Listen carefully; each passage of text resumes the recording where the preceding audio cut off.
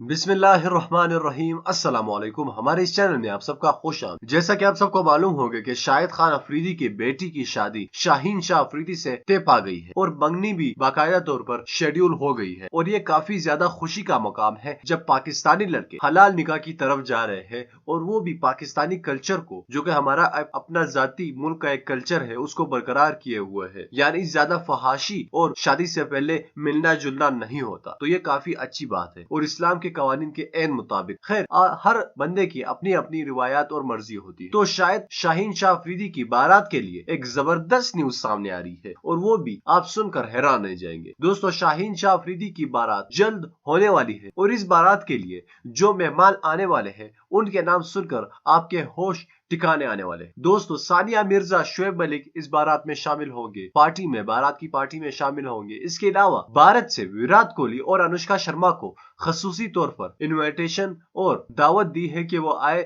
शाहीन शाह अफरीदी की बारात की पार्टी में शामिल हो जाए।